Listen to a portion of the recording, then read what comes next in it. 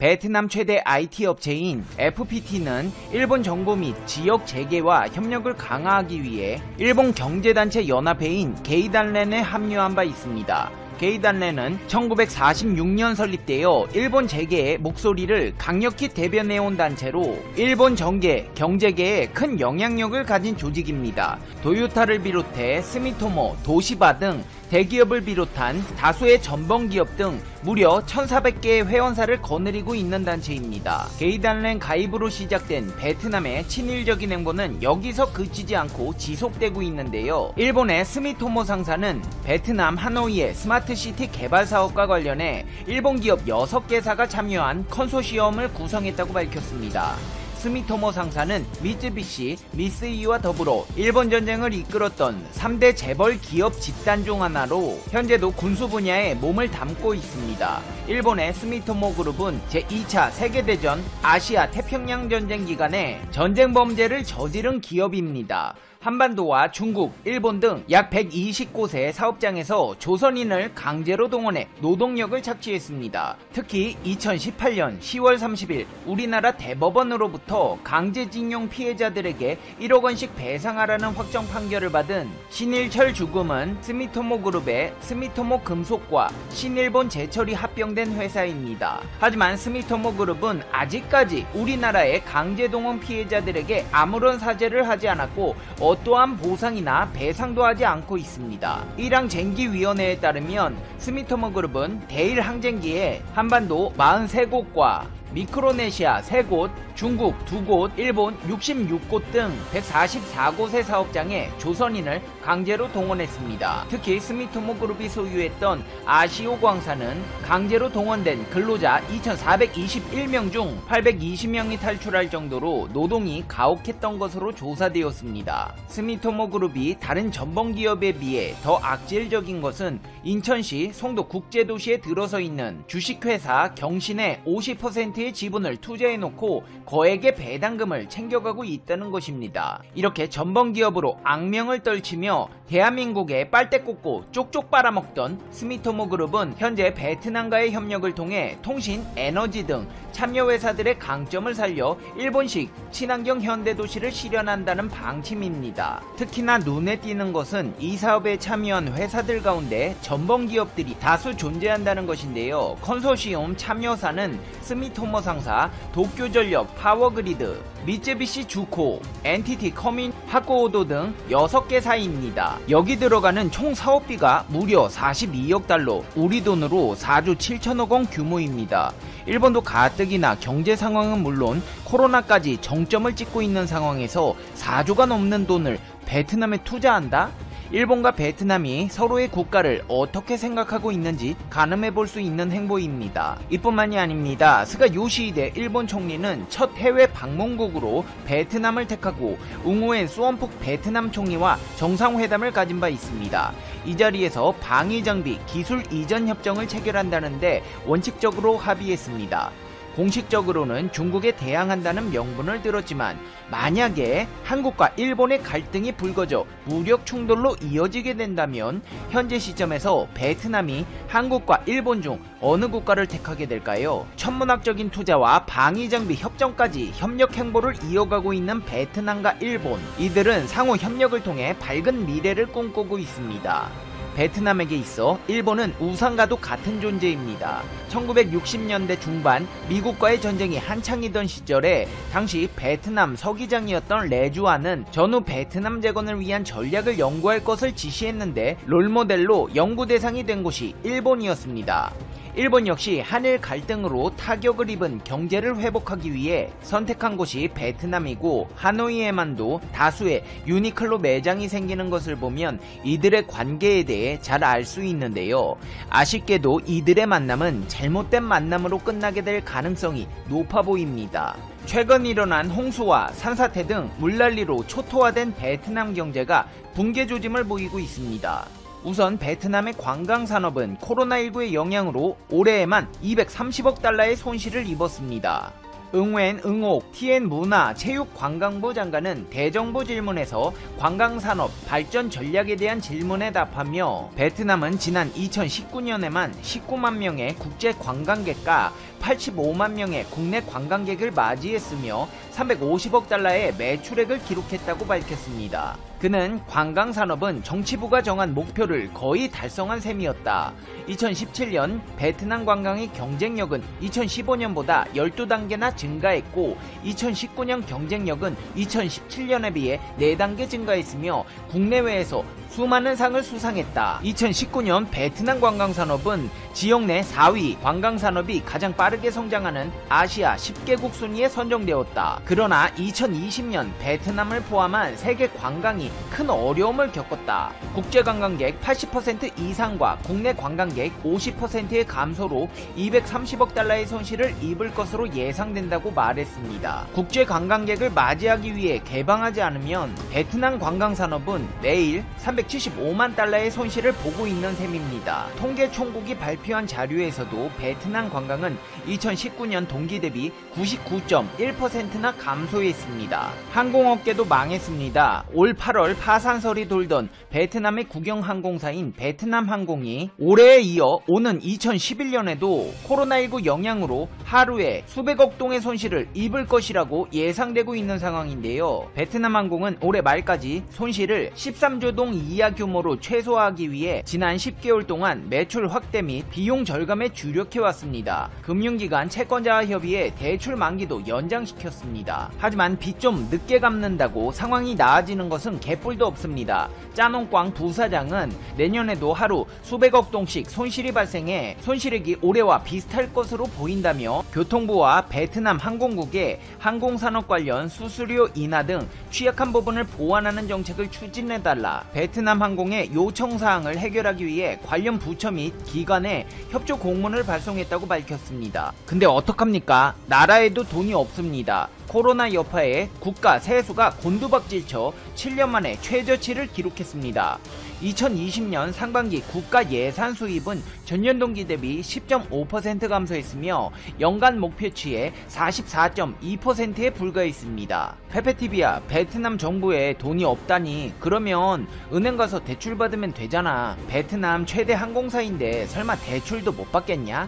아닙니다. 못 받습니다. 베트남 은행들이 코로나19 여파로 늘어나는 불량 부채 때문에 건전성이 악화될 위기에 처했기 때문입니다. 소호 등 베트남 현지 언론에 따르면 올해 들어 9월 말까지 16개 주요 은행 중 비에콤뱅크, 사콤뱅크, MB뱅크, ACB, VP뱅크 등을 포함한 14곳의 불량 부채가 증가했습니다. 16개 은행의 지난 9월 말 장부상 부채는 올해 초보다 31%, 약 12조 동 증가한 49조 6천억 동입니다. 그 중에서도 불량 부채가 큰 폭으로 증가한 은행은 비에콤뱅크, 사콤뱅크, MB뱅크, VP뱅크, ACB 등인데 이 은행들은 올해 초 대비 9월 말까지 불량부채 증가율이 50%를 넘어섰습니다. 전문가들은 경고하고 있습니다. 부채 상환 기간을 규정한 시행규칙이 발효되면 베트남 은행들의 불량부채 비율은 현재 장부상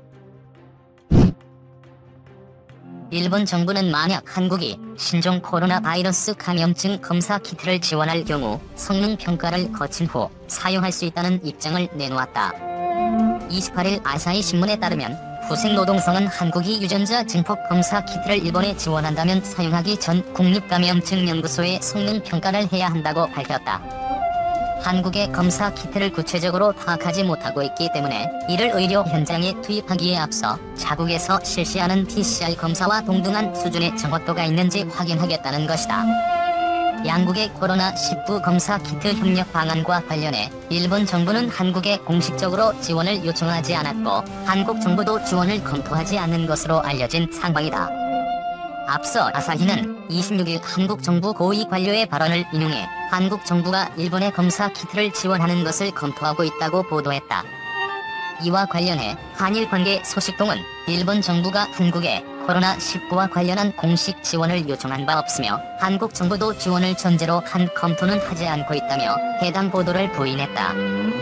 일본 정부 대변인인 스가 요시히데 관방장관도 전날 기자회견에서 한국 정부와 지원에 관해 구체적으로 논의한 바 없다고 말했다. 아울러 한국 외교부는 일본에 마스크를 지원하겠다는 의사를 전한 적도 없다고 밝혔다. 27일 국내 한 언론은 한국 정부가 제1교포 사회의 유력 인사들을 통해 일본 자민당 등 관계자들에게 마스크를 지원할 수 있다는 입장을 전달했다고 보도했다.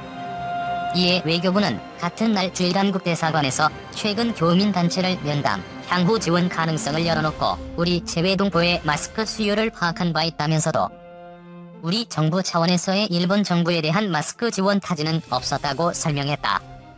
그러면서 현재 마스크의 해외 반출은 통제되고 있으나 우리 국내 사정에 여유가 생기는 대로 요청국의 상황 등을 감안하면서 마스크를 포함한 코로나19 방역 물품의 해외 반출을 적극 검토해 나갈 것이라고 덧붙였다. 한국산 진단키트를 거절했다가 이제는 2배 가까운 돈을 줘도 구하기가 힘들어지고 있기 때문입니다. 이미 덴마크 보건장관이 한국산 진단키트 제안을 거절했다가 대국민 사과를 한 바 있었습니다. 지난 3월 우리나라 업체 오상 헬스케어는 페루에 진단키트 50만 개를 개당 35불에 주겠다는 제안을 했다고 했습니다. 하지만 페루는 한국 업체의 제안을 거절하고 중국산 진단키트를 대거 구입했습니다. 그런데 중국산 진단키트에서 불량이 계속 나오며 급기야 음성으로 진단받은 국회의원까지 생명을 잃게 되었습니다. 페루는 뒤늦게 다급히 한국산 진단키트를 주문했지만 이미 너무 늦어버렸습니다. 최근 전 세계 나라들이 한국산 진단키트를 찾아보니 물량이 딸려서 받을 수 없는 상황이 되어버린 것입니다. 오상 헬스케어는 최근 미국 FDA 승인을 받아서 현재 세계 30여 개국으로부터 수주한 진단키트 물량이 벌써 1000만 개가 넘었습니다. 현재 미국, 브라질, 러시아, 이탈리아, 루마니아, 모로코, 쿠웨이트, 아르헨티나 등에 공급하고 있다고 했습니다. 가격도 개당 35불에서 60불로 올랐습니다. 페루의 한 시사 고발 프로그램이 이 같은 내용을 폭로하자 페루 국민들의 분노는 극에 달했습니다. 페루는 지금 남미에서 확진자가 브라질 다음으로 많을 정도로 최악의 상황이 되고 있습니다. 27일 기준 확진자 수는 27,517명으로 3만 명에 육박해 가고 있고 728명이 생명을 잃었습니다. 페루는 첫 확진자가 나온 지 열흘만 인 지난달 16일 국가 비상사태를 선포하고 전국민 자가격리령을 내렸습니다. 생필품 구입 등을 위한 제한적인 외출만 허용하고 격리 위반자는 가차 없이 처벌했습니다. 외국에서 오는 항공노선도 모두 폐쇄하며 엄격한 봉쇄 조치를 취했습니다. 하지만 확진자 증가세는 멈추지 않았고 거리 격리 위반자들을 단속하는 경찰 1,300여 명이 확진되는 사태에 이르렀습니다. 경찰 집단 감염 속의 주무장관인 카를로스 모란 전 내무장관은 지난 24일 갑작스럽게 사임했습니다. 모란 전 내무장관은 개인적인 이유 때문이라고 밝혔지만 페루 언론은 경찰 보호 장비 구입 과정에서의 비리 의혹 등을 제기했습니다. 이런 상황에서 확산을 막을 수 있는 진단키트마저 중국산 불량이 문제가 되면서 많은 국민들은 한국산 진단키트를 왜 진작에 확보하지 못했냐며 이제는 비리까지 의심하고 있습니다. 페루와 같이 국민들에게 왜 한국산 방역 물품을 확보하지 않느냐고 비판받는 나라가 있습니다. 아사히 신문은 지난 25일 한국 정부 관계자의 말을 인용해 한국 정부가 검사 장비와 함께 마스크 제공과 의료진 파견을 포함한 지원 방안을 고려하고 있다라고 보도했습니다. 다만 지원은 한국 내 대일 감정을 고려해 일본 정부가 요청하는 경우를 전제로 두고 있다고 했습니다. 한국 정부 관계자는 26일 주일 한국 대사관은 일본 정부 지원을 요청받은 적이 없다라며 다만 일부 지방자치단체 등에서 우리 영사관에 마스크와 자료 제공 요청을 한 적은 있었다라고 말했습니다. 아사히 신문은 왜 한국에게 도움을 받지 않느냐고 대놓고 일본 정부를 강하게 비판했습니다. 미국 우월주의를 외치던 트럼프도 한국의 공식 요청에서 도움을 받았고 영국, 독일, 프랑스, 이탈리아와 같은 유럽의 선진국들도 한국에 도움을 요청했습니다. 하지만 일본 아베 정권은 최악의 상황 속에서도 아직까지 한국에 도움을 청하지 않은 채 점점 벼랑 끝으로 향하고 있습니다. 일본 언론에서 한국이 도움을 주려 했으나 아베 정권이 요청하지 않아서 못 받고 있다는 것이 보도되면서 앞으로 일본이 더 심각한 상황에 직면하게 된다면 일본의 언론과 국민들에게 비난을 피하기 어려울 것으로 보고 있습니다. 최근 한국산 진단키트의 인기는 놀라울 정도입니다. 한 진단키트 생산업체 관계자는 전 세계 모든 수입상들이 주문 문의를 하고 있다며 현재 우리가 주문을 가려내야 할 정도가 되고 있다고 했습니다. 이어 계약 금액이 10억 원 정도는 이제 흔해졌고 몇십만 회 분량 수출도 의미가 없을 정도라고 말했습니다. 이러한 상황 때문에 한국산 진단키트를 확보하려고 각 나라들은 경쟁하고 있는데 미국에서 메릴랜드와 콜로라도에서는 작전을 세워 한국산 진단키트를 얻는 데 성공했다고 감격스러워했습니다. 전 세계는 한국에 앞다투어 진단키트와 방역 노하우를 전수받으며 자국민들의 건강을 위해 싸우고 있습니다. 그러나 이런 와중에도 제대로 검사나 방역 조치를 하지 않는 일본 아베 정권은 다른 곳에 관심을 두고 있습니다. 일본 정부는 최근 추경 예산에 관광이나 이벤트 사업을 촉진할 사업비 20조 원을 반영했습니다.